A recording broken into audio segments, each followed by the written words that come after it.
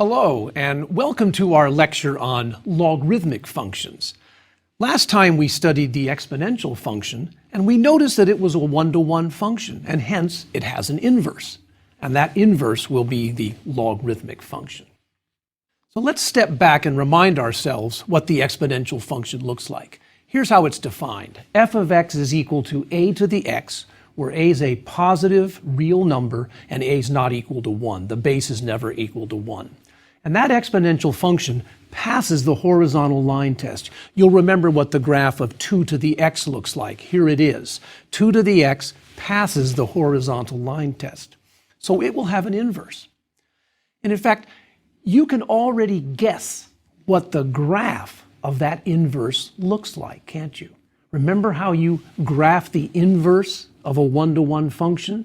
It's the mirror image across the line y equals x. So keep that in mind as we keep going. This exponential function has an inverse, and this will be called the logarithmic function. Here's the technical definition of the logarithmic function. And I'm the first to say up front, it's kind of scary the first time you see this. If you've never studied logarithms before, this kind of looks like, whoa, this is pretty hard. But we'll do some examples, and then fortunately the workbook has more examples and exercises that you can try on your own. So here we go. For x greater than 0, in other words, the domain of the logarithmic function will be positive real numbers. And for a greater than 0 and not equal to 1, a is going to be the base of our logarithmic function. Here's the definition. Y equals log base a of x if and only if x equals a to the y. In other words, the logarithm function is defined in terms of the exponential function with the roles of x and y kind of flipped.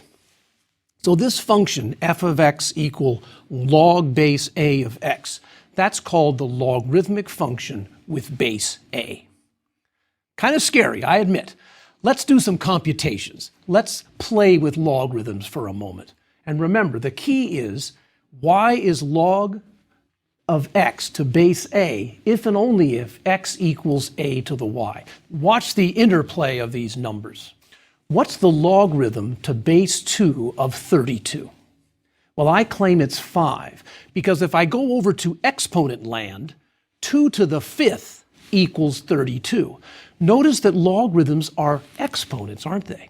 2 to the 5th is 32. What's the logarithm base 3 of 1? Well, I claim it's 0 because if I transfer over to exponents, I get 3 to the 0 equals 1. How about log base 4 of 2? I claim that's a half because 4 to the 1/2 power means square root of 4, or 2. And how about log base 10 of 1,000?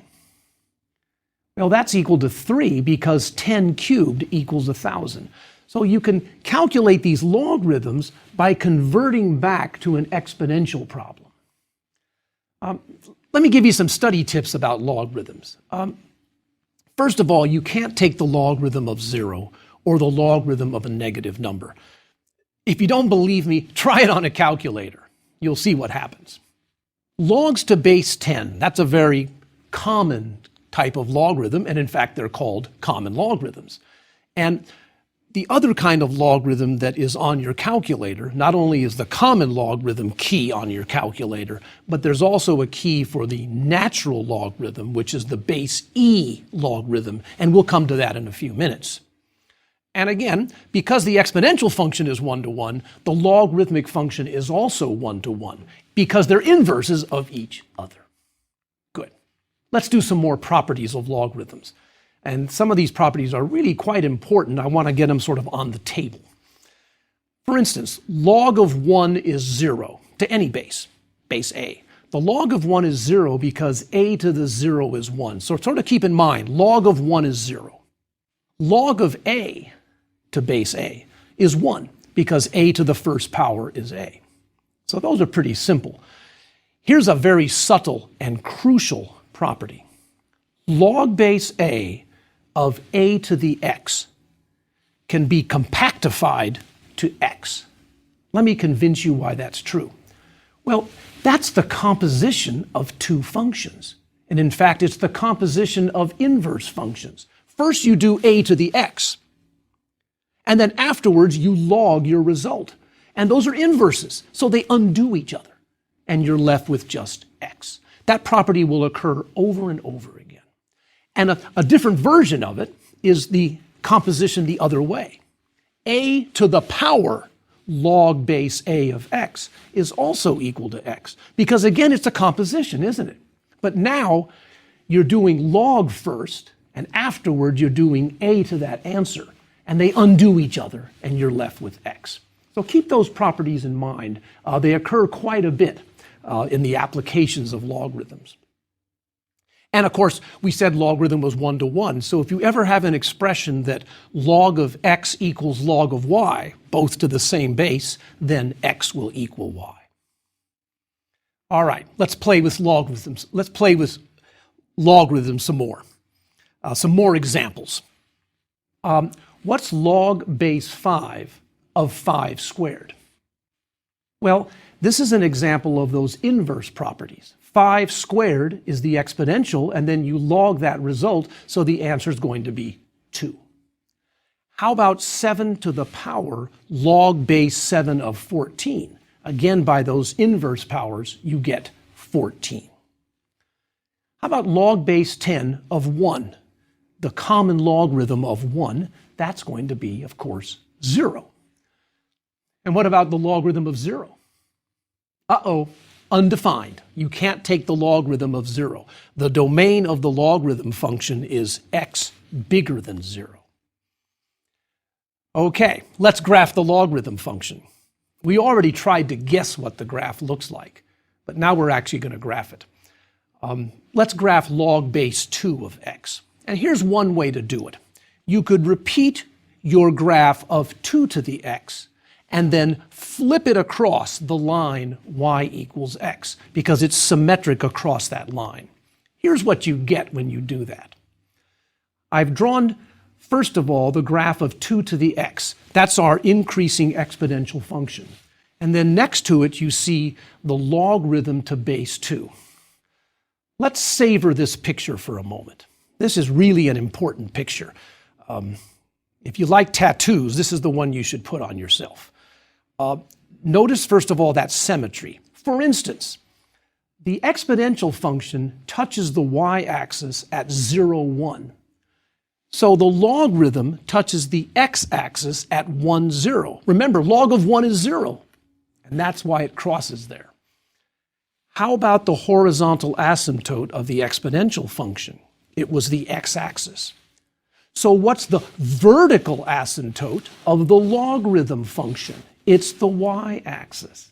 Isn't that neat? You see this interplay between the exponential and the logarithm. Let me show you another thing about this graph. What's the domain of the exponential function? Remember, it was all real numbers.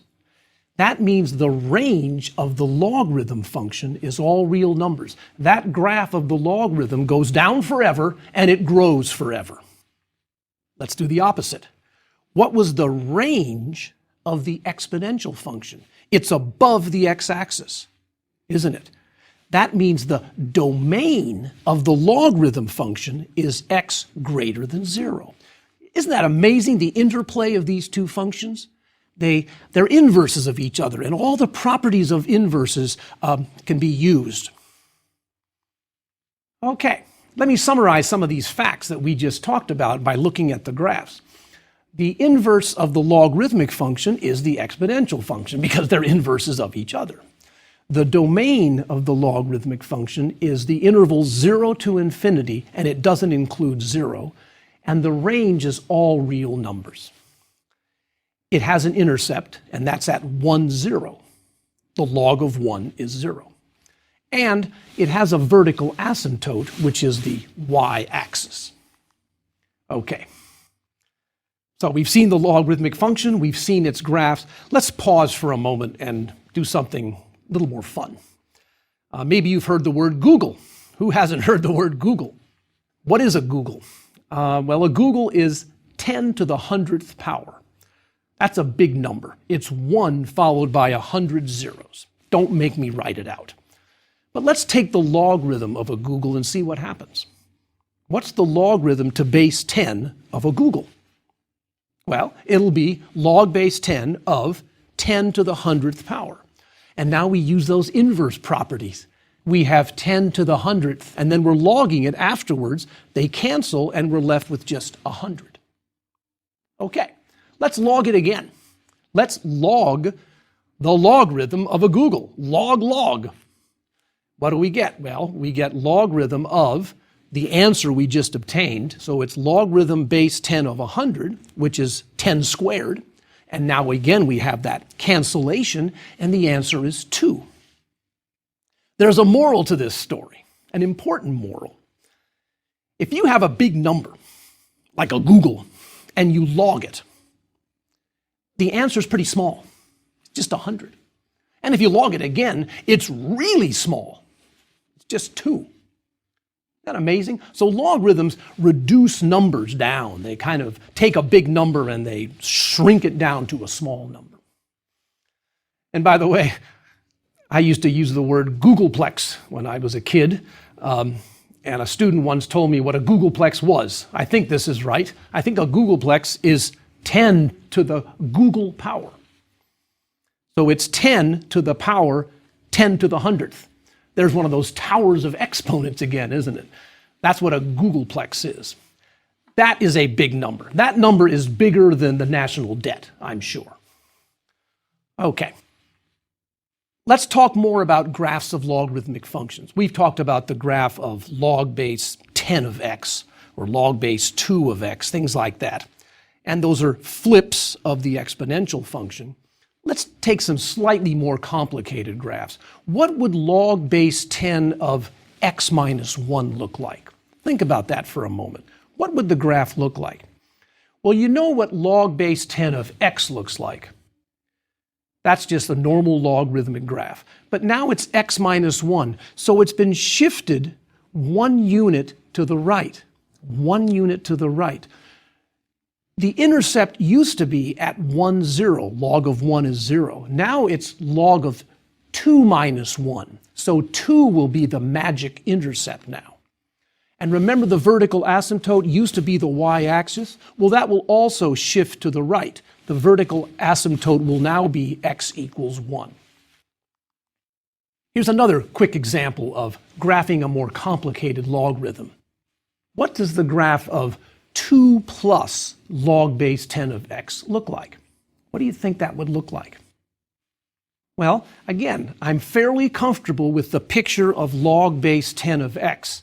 And what does the 2 do? Well, it pushes everybody up 2 units, doesn't it?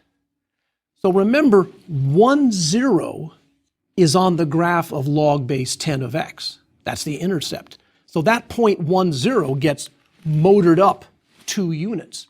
So that intercept, which used to be at 1, 0, is now at 1, 2. It's been moved up to the point 1, 2. Okay, it's a shifted logarithm, a vertical shift of the logarithm function. So where did these logarithms come from? Who invented them? And what are they good for? Well, we'll see what they're good for in many, many lectures. But let's talk a little bit about the history.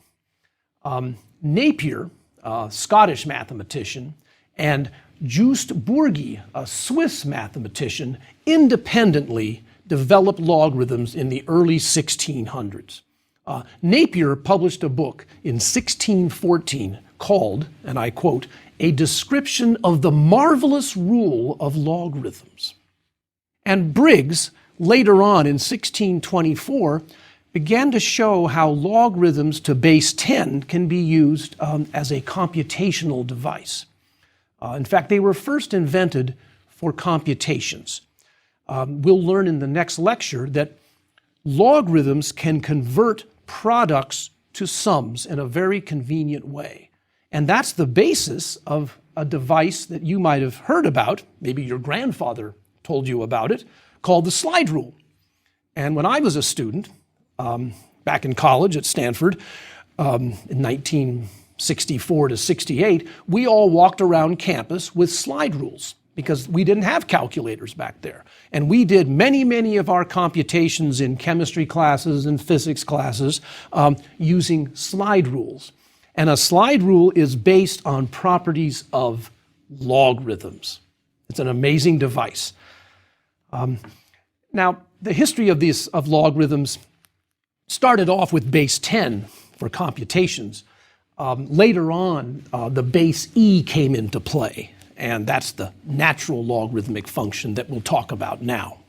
So, what is the natural logarithmic function? Well, the only difference now is the base is chosen to be our magic number e. Remember, we had log base 2, log base 10. Well, now it's going to be log base e. It's the mirror image of e to the x. That's the logarithm to base e. So, technically speaking, here's the definition. X is bigger than 0. The domain is x bigger than 0. And y equals the natural log of x. And you write this as ln of x. That's the notation that we use, ln of x. That means log base e of x. And y equals log x is equivalent to saying x equals e to the y. That's that definition using the exponential function. This is the natural logarithmic function. If you look at your calculator, you'll see a button that's labeled ln. That's the natural logarithm. And on your calculator, you'll have, again, 2 logarithm buttons.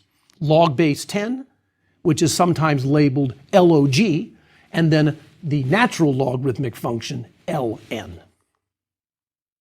Let's do some properties. Let's play with this new natural logarithmic function. Well, these properties will be very similar to what we did for an arbitrary base. What's the natural log of 1? Well, it's 0 because e to the 0 is 1. The log of 1 is always 0. What's the log of e?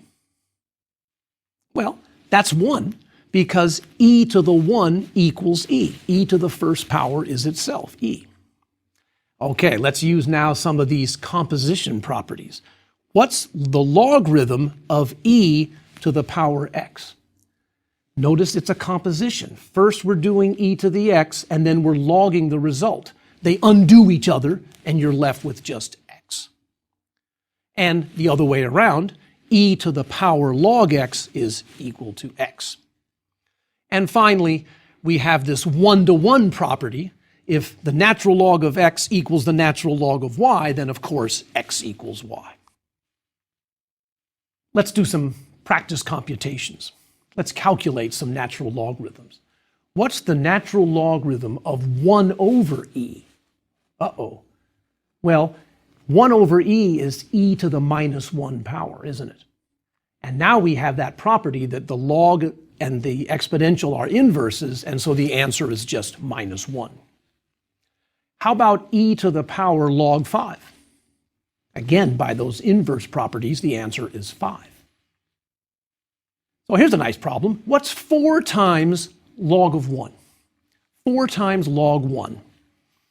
That's 4 times 0, or 0. And by the way, let me pause here about being a math instructor. I'll have students that'll be doing a math problem in some course, and they'll turn in the answer 4 log 1. They don't simplify. They don't say, oh, that's equal to 0. How should I grade that? Think about it. Are they wrong? Not really, but they didn't really simplify as much as they could. A tough question. I don't know the answer. Okay, another quick computation. 2 log e. Can you simplify that? Well, yeah, log of e is 1, so that's equal to 2 times 1, or 2, which is sure is a lot simpler than 2 log e. Okay, what's the graph of this logarithm function look like? Well, we know the answer. We've been seeing log graphs all throughout this lecture. It looks like the flip side of the exponential graph. And it looks like other logarithm graphs. It has that intercept at 1, 0, and that vertical axis, which is the y-axis. Okay, how about an example? I'd like to go back to compound interest. We talked about a couple of formulas with compound interest, and I'd like to show something called the rule of 70. I'm not sure you've ever heard of this rule, but I think bankers know about it. So let me try to explain what it is. Before we get started, let's remind ourselves about these formulas. Okay, you've got a deposit of P dollars in a bank, and the balance after so many years is going to be given by a certain formula, and it depends on the interest rate R, the number of compounding periods per year, and that's N, and the time T. And so the amount you have in your bank account after T years is given by the formula A equals P times the quantity 1 plus R over N, all raised to the power NT.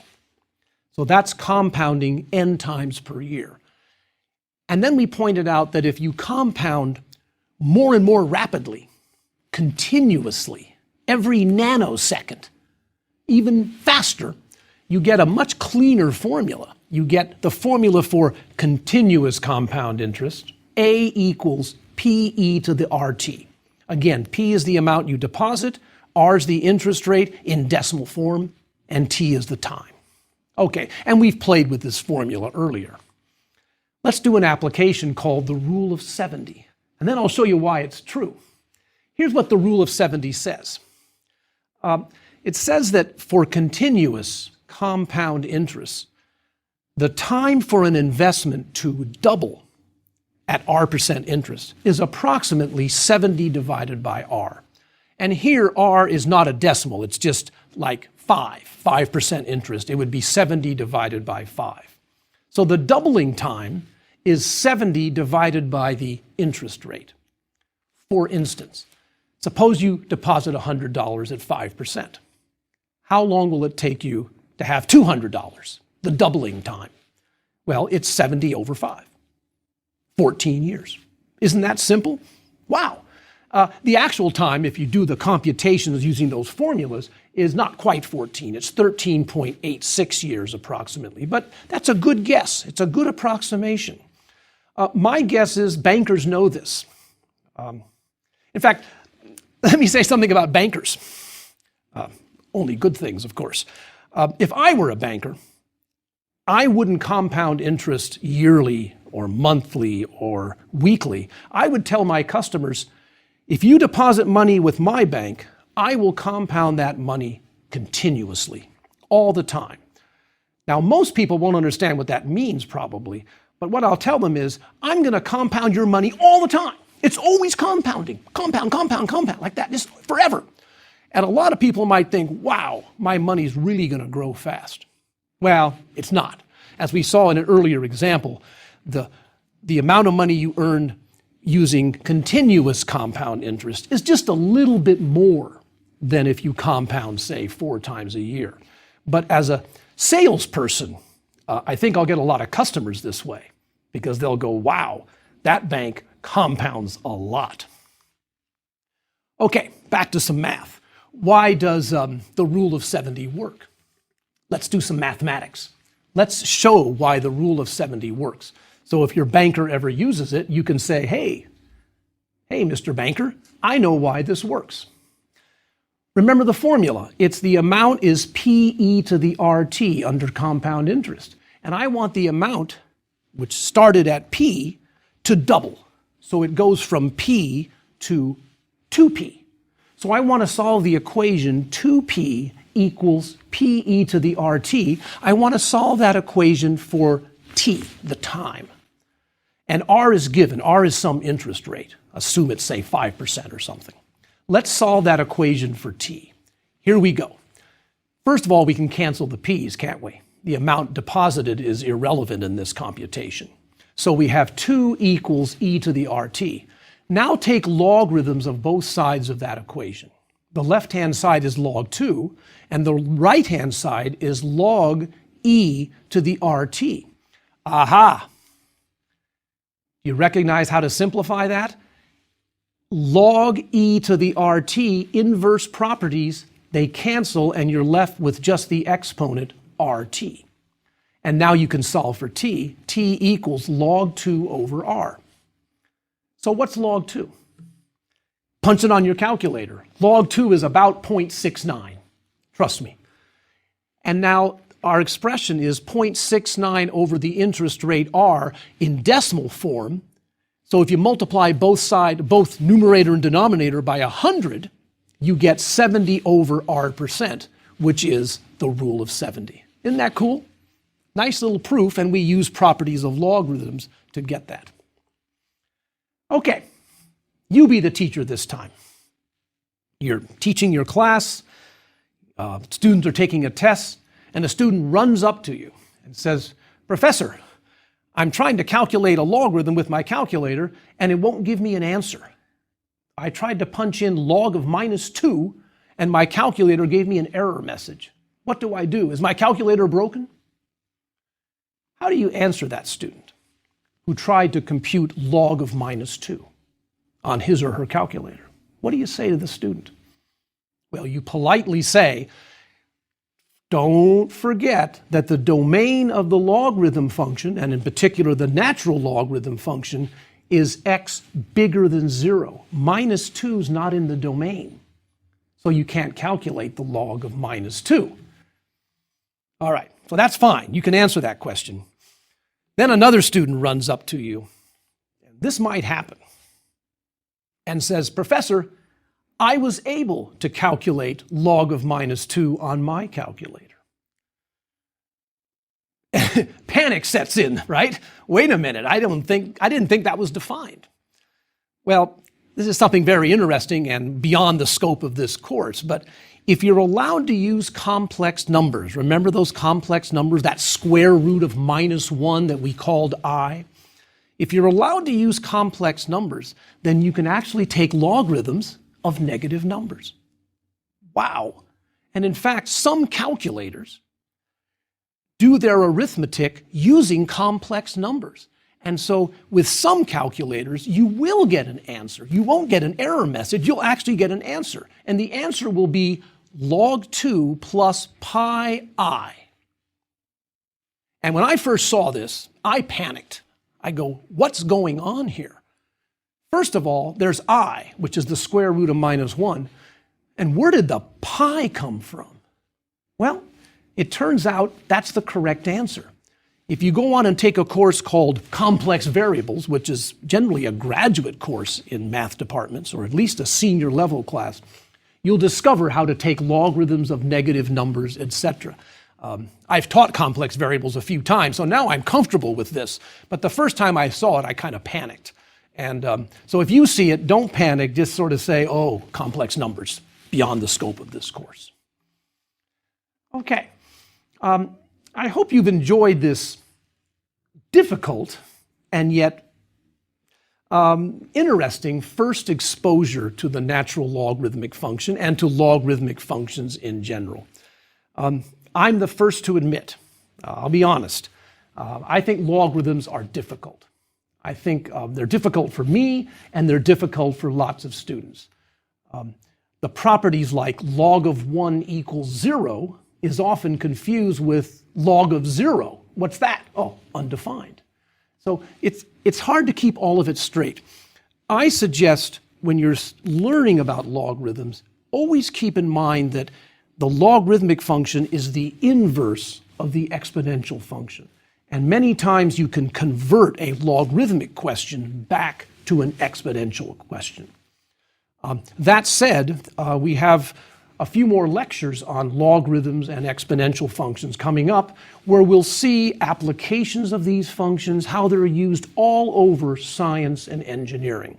So they're interesting functions, they're difficult functions, but the bottom line is they're really useful functions. So I'll see you next time when we can continue our study of the natural logarithmic function. Thank you.